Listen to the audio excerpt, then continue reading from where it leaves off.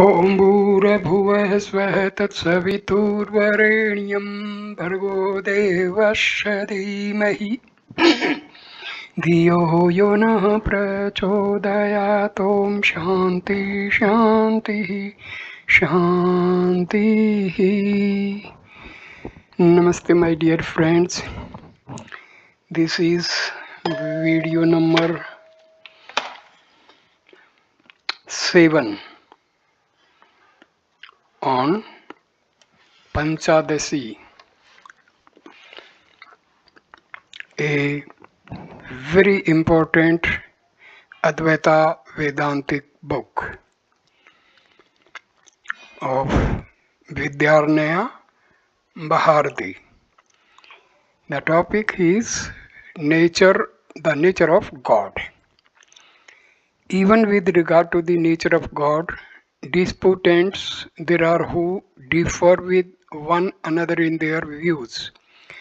Exercising the powers of their intellects, they argue in different ways, and every one of them distorts the scriptural text in order to fit into the pro-Christian bed of his preformed theory. Elucidation in the light of picture analogy. Patanjali, the exponent of the yoga system, says that the Lord is a Purusha Vishesha who is unconnected with blemishes, acts, fruits and their residual impressions. Like the Jiva, he is also intelligent and without any attachment. If, like the Purusha, God be unattached to anything, how can he be the prime mover of Prakriti?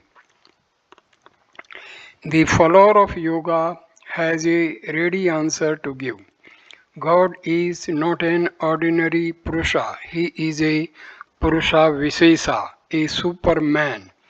It is because of his supremacy that he directs the universe, controls the course of creation. Otherwise, there would be no order in the universe. The world would be a chaos, not a cosmos. Bondage and release would cease to have any meaning. The universe would be like a kingdom without a king, an army without a captain. Of the Lord, Scripture declares the directorship of the universe. For the fear of him, wind blows. For the fear of him, move the sun and the stars. Since God is without the blemishes which pertain to the Purusha, he can well be the controller of the universe. It is no doubt true that even the Purushas are by nature undefiled. But since they do not discriminate themselves from the products of Prakriti, it was said that blemishes, deeds, etc. pertain to them. The Nyayikas question the view that the Lord who is without attachment is the director of the universe. They regard the attributes of the Lord, cognition, effort, and desire to be eternal. Ishvara differs from the Jivas only in the nature of his attributes, not otherwise. His attributes are eternal while those of the Jivas are not. He has desires which come true, resolves which are real. If the Lord be characterized as possessing external qualities like cognition, etc., then the origination of the universe must be eternal. Therefore, the worshippers of Hiranyagarbha identify God with the object of their worship. Hiranyagarbha is conjoined with the subtle body. In the Udgita Brahmana, the greatness of Hiranyagarbha is very well described. Though conjoined with the subtle body, he is not identical with the jiva since he is free from desire, karma, etc. The subtle body is nowhere seen to be independent of the gross body. Hence, the worshippers of Virat describe God as the Virat. He has 1,000 heads, he has his eyes everywhere. If the possession of innumerable hands and legs be the criterion of Godhead, then seven such insignificant creatures like worms may be gods. So some people regard the four-faced Brahma as God. Worshipping him for the sake of progeny, they assert that there is no God other than him. They cite also the scriptural text Prajapati created all beings. The lotus-born Brahma came from the navel cavity of Lord Vishnu. Hence Vishnu alone is God. So say the Vaishnavas. Vishnu was unable to find out the feet of Lord Shiva. Shiva's greatness far excels that of Vishnu. Shiva alone is the Lord, not Vishnu, so the Sevas say. Before conquering, before conquering the three worlds, Shiva worshipped Ganpati. So the Ganpatiyas say that Ganpati is the Supreme Lord. Others hold quite different views. Each is wedded to his own theory and discards all other alternatives as unsound and irrational, and each bases his arguments on the authority of mantras, arthavadas, and kalpa works. The conceptions of God vary from the sublime to the ludicrous.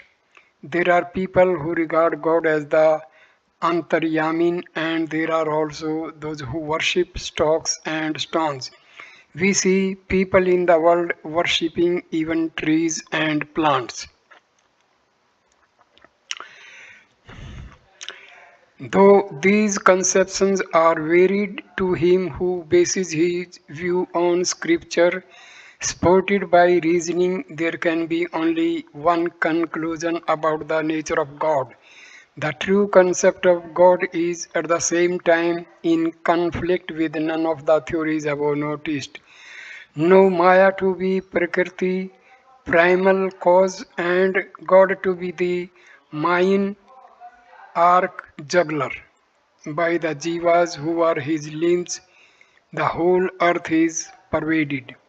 Thus, if the mode of determining the concept of God be in accordance with the declarations of scriptures, no conflict will be set up with the view of others which are but partial visions. 6. Maya. Maya, which is the material cause of the universe, is of the nature of nescience. The evidence for this statement is experience itself. The products of Prakriti are experienced to be inert and delusive by all people from the wise to the ignorant. Inertness, indeed, is that which constitutes the nature of pot, etc., and where the intellect is made blunt, that is called delusion. Subspecies temporis, all persons experience delusion and ignorance, though immediately and universally experienced Maya is indeterminable. Logic cannot determine the nature of Maya, which is neither real nor unreal. Maya is not unreal because it is manifest. It is not real because it is sublated. Thus, to logic, Maya is a riddle, but subspecies aeternatis it is unreal.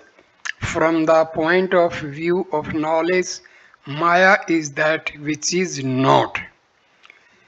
To those who have realized the purport of scripture, it is not real at any time. For them there is no Maya at all. To the logicians, it is like the Sphinx, indeterminable. It can be described neither as real nor as unreal. To the layman of the world, Maya appears to be real. Thus, Maya is of three forms: unreal, indeterminable, and real.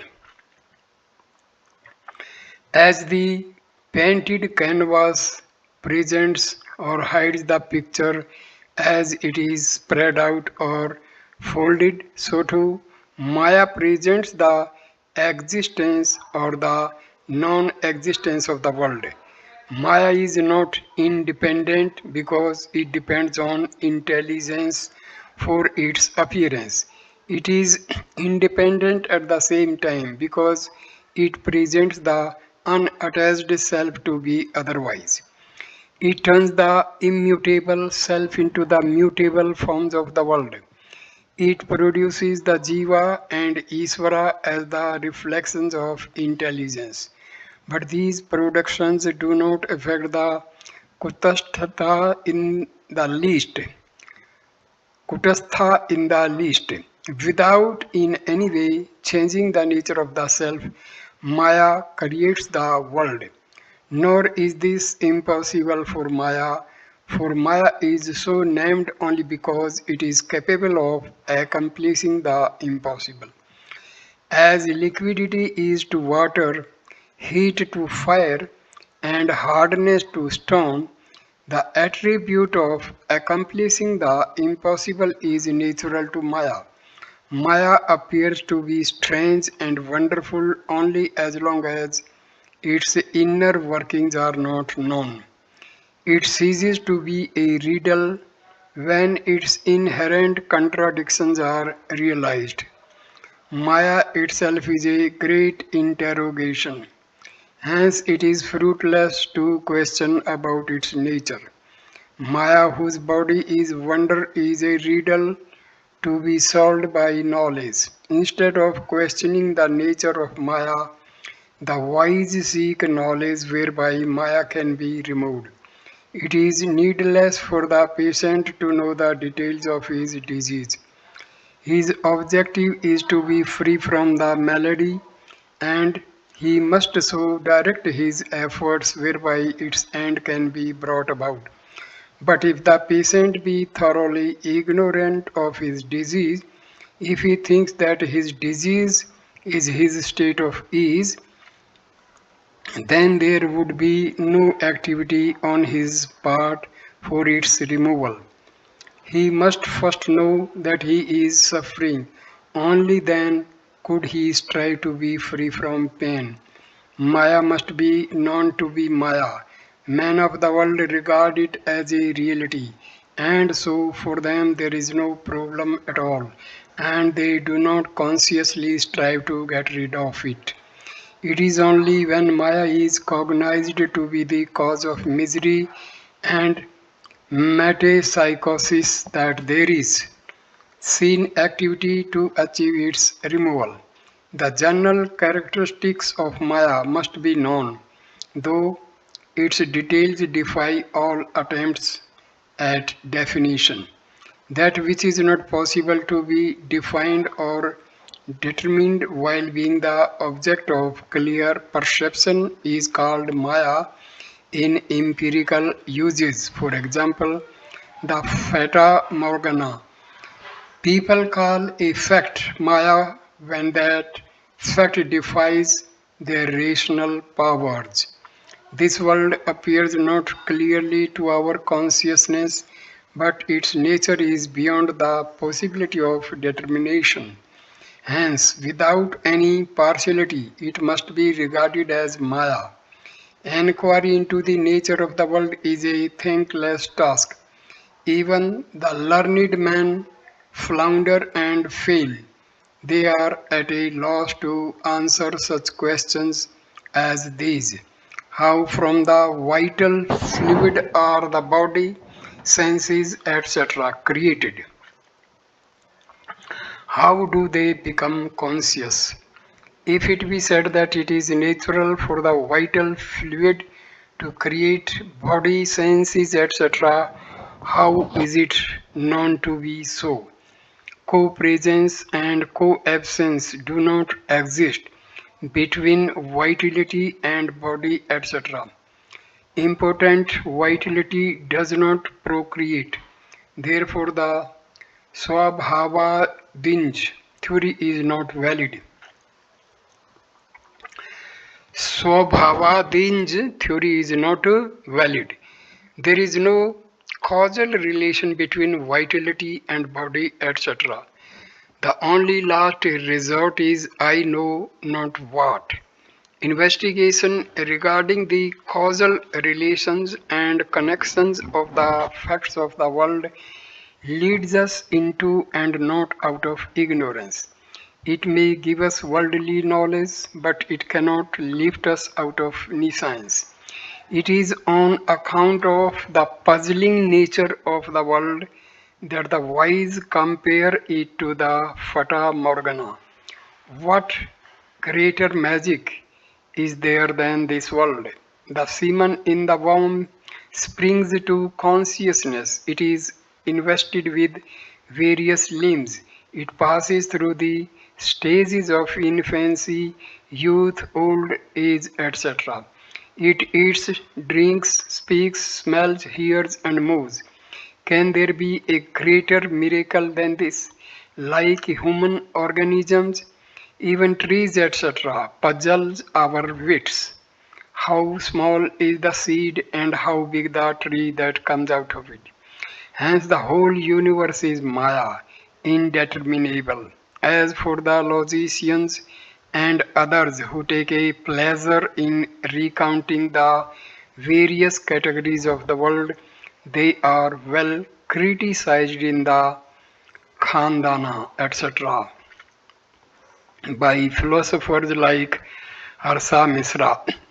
Those categories which cannot be thought of are not amenable to reason. The world indeed is beyond the scope of the mind. Indeterminability or unthinkableness is inherent in Maya. Maya in its causal state is experienced in sleep. The worlds of waking and dream are resolved therein like the seed which contains the entire tree. The causal state of Maya in sleep, though subtle, bears within it the entire universe. In that Maya, all the residual impressions of the world are preserved. Intelligence is reflected in the residual impressions of the intellect. It is not clearly experienced because its reflection, like cloud ether, is indistinct, but the existence of the reflection can be inferred. Maya, which is the cause and which has the reflection of intelligence, transforms itself in the form of the intellect. Hence, in the intellect, the reflection of intelligence distinctly appears. Maya creates within itself Jiva and Isvara as reflections. So declares scripture. The difference between the Jiva and Isvara is like that between the water ether and the cloud ether. The one is distinct while the other is indistinct. Maya is like the cloud. The residual impressions of the intellect are like the particles of water in the cloud, and the reflection of intelligence is like the reflection of ether in the water particles. The Chidabhasa, which is the controller of Maya, is mine, the Supreme Lord. He is the omniscient inner ruler, the source of the universe. Scripture declares that the Anandamaya is Iswara. He is the overlord, the scripture governor of the universe. That he is omniscient is the scriptural declaration, and the meaning of scripture cannot be refuted by argument further. For Maya, everything is possible. No man is powerful enough to change the world which the Lord creates. Not a sparrow falleth without his consent. He is the Lord of all, the supreme controller. The residual impressions of the intellects of all beings are gathered in nescience during sleep, though then through them the entire world is objectified. Hence the Anandmaya is called omniscient. His omniscience is not immediately experienced because the residual impressions are mediate in character. On the basis of the omniscience found in all the intellects, it must be inferred to exist in all the impressions also. Isvara is the inner ruler of the four seats and the gross elements, etc. He is called the Antaryamin. While remaining in the intellect, he impels the intellect no inner activity. He is unperceived by the intellect and he has the intellect for his body. So the Upanishad declares as so the Upanishad declares as the threads which are the material cause of the cloth exist in the cloth, this Isvara, who is the material cause of all, takes his abode in all beings. The threads are subtler than the cloth, the threads are subtler than the threads, and the Lord is the subtlest of all. He is not perceptible like the threads and the threads because he is the innermost core of all beings. His existence is to be known through reason and revelation. Just as the cloth is the body of the threads, since they exist in the shape of the former, the body of Isvara is the entirety of creation, since he exists in all the creatures. Just as the spreading out, shrinking, etc. of the cloth depend upon the spreading out, shrinking, etc. of the threads, the modifications of the world depend upon the modifications of the inner ruler. Sri Krishna says in the Gita, O Arjuna, causing all beings which are mounted as if on a machine to revolve by Maya, Isvara remains in the region of the hearts of all beings. All the beings are Vijnanamayas and they remain in the heart, for it is indeed there that Isvara, who is their material cause, attains transformation, body, etc., which constitute the prison of the soul in spoken of as the machine. And the soul's conceit in it is its being mounted therein, entry into activities prescribed and prohibited is referred to in the Gita by the word Brahmana, revolving. Isvara gets himself transformed by his power of Maya into the forms of the Jiva and its activities. This is how the cosmic revolution runs. This is how the Lord conducts the course of the universe. In the words of the sacred teaching, I know what is virtue, but there is no activity on my part in respect thereto. I know what is wise, but I cannot desist from it. I do as I am directed by the divine Antaryamin, who has his seat in my heart. But this does not mean determinism. Free will is not a fiction. It cannot be said that there is no use of the efforts of man. If man be a puppet in the hands of another force not his own, then ethics and the effort of man would have no meaning. If he be a victim to the drive of a tyrannical destiny, he cannot be held responsible for his actions. The opposite theory of chance and free will is equally untenable. It lands us in chaos and confusion. It is no doubt true that the Lord directs the deeds of man, but the self of man is no other than the Lord Himself. When it is realized that Ishvara manifests himself even in the form of man, it becomes quite intelligible how his direction is commensurate with the free will of man. Further, when it is understood that Ishvara is not the agent of actions but only the witnessing controller, it is clearly perceived that he is in reality unattached to anything. Scriptures and the traditional code declare that by the knowledge of the non-attached nature of the self, release is attained, and the declaration of the scriptures and the traditional code cannot be set aside, for the Lord has said that they are His commands. For the fear of Him, the sun, moon, and stars carry out His commands, the wind blows and the fire burns. He is not only the inner principle, He is all powerful and overlord. By the commands of this immutable Brahma, the course the courses of the sun and the moon are fixed. The self which has gained entrance into the hearts of all the jivas directs them. Seventh part, God and His creation. The Lord is the proprietor of the world, for He is the cause of its creation and destruction. The creation and destruction of the world are only its evolution, and evolution, manifestation, and dissolution.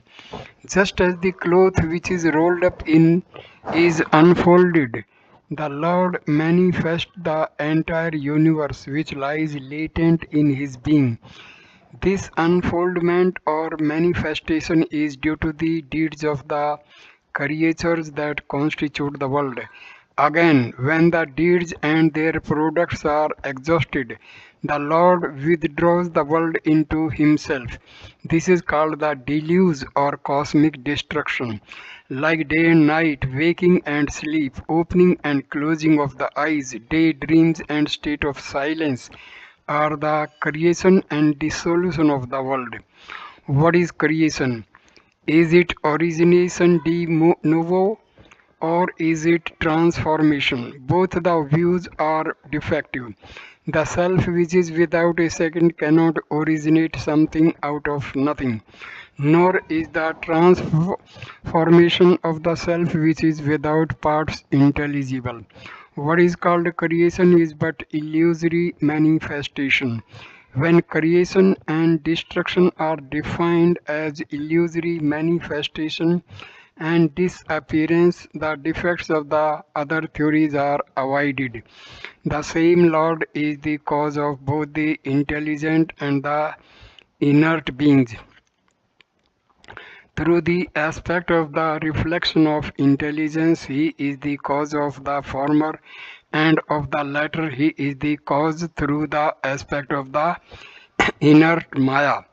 It may be said that it is incorrect to say that the cause of the world is Ishvara, the wielder of Maya, for Sureswara, the author of the Vartika, has attributed the causality of the world to the Supreme Self. The Self which has the tamas predominant Maya as the adjunct is the cause of the body, etc. And when it has intelligence as its predominant aspect, it produces the reflections of intelligence. The creation of both the intelligent and the inert is effected through the instrumentality of impressions, knowledge, and karma. Thus, the Vartikakara has said that the Supreme Self is the ground of all beings, not the Lord. This is not so. The intention of Sureswara is not to attribute causality to the Supreme Self, but only to prove that Through the establishment of the reciprocal supreme position of Ishvara and Brahma, the latter is erroneously regarded as the cause of the world. There is also the scriptural passage that Brahma, which is really reality, knowledge, and infinity, from that ether, air, fire, water, earth, plants, food, body, etc., sprang forth. We discern superficially in the text causality being attributed to Brahma and reality being asserted of the cause. Therefore, it is patent that reciprocal superimposition between Brahma and Ishvara is therein declared, just as the cloth stiffened with starch is taken to be the cloth qualified by starchiness as an attribute, so also the oneness of Brahma and Ishvara is due to reciprocal superimposition. The ignorant do not find any difference between the ether at large and the cloud ether. Even so, those whose understanding is superficially perceive Brahma and Ishvara to be identical. When through the marks of discerning the purport, with initial and concluding passages, etc., we inquire into the truth, we realize that Brahma is unattached and that Ishvara, the mind, is the progenitor, progenitor of the world. The determination of the unattachedness of Brahma begins with the passage reality, knowledge, and infinity, and concludes with the text whence speech returns. The mind creates the universe. There the jiva is well bound by Maya, thus declares another passage. Hence it is clear that it is Ishvara that creates. Ishvara, who is the Anandmaya, thought, let me become many, and he became Hiranyagarbha. It is just like sleep being transformed into dream. The nature of creation cannot be definitely described. Some of the Smriti passages describe creation as proceeding by stages. Others assert a simultaneous creation of all things. Both the views are valid, as the dreams come either in an orderly or a disorderly way, so the creation of the world proceeds either in a serial order or all of a sudden. Hiranyagarbha, the thread self, is called the subtle vesture. He is of the form of all jivas, for he has conceit in all of them. He possesses the powers of action, knowledge, etc. Just as early in the morning or late in the evening, the world appears to be immersed in twilight, so in the state of Hiranyagarbha, the universe is presented in an indistinct manner. Just as the cloth stiffened with starch is stressed fully with lines, the form of the Lord is invested with the subtle bodies, the non-quintuplicated elements, like the grains which shoot their sprouts. The Lord, who is the seed of the universe, attains in the state of Hiranyagarbha, the tender stage of the sprout. He is the seed of the worlds, he is the sprout of the spheres. Virat is the full-blown stage of the universe, comparable to the world in the noonday glare, the canvas filled in with paint, or the grains which have borne their fruit. In the Vishwarupadhyaya of the Yajurveda and in the Purusha Sukta, Virat is described to be of the cosmic form comprising all the beings from the highest Brahma down to a blade of grass. He is the mighty Lord whose crown is the heaven and footstool the earth. whose dwelling is the light of setting suns and the round ocean and the living air and the blue sky, and in the mind of man emotion and spirit that impels all thinking things, all objects of all thought, and rolls through all things.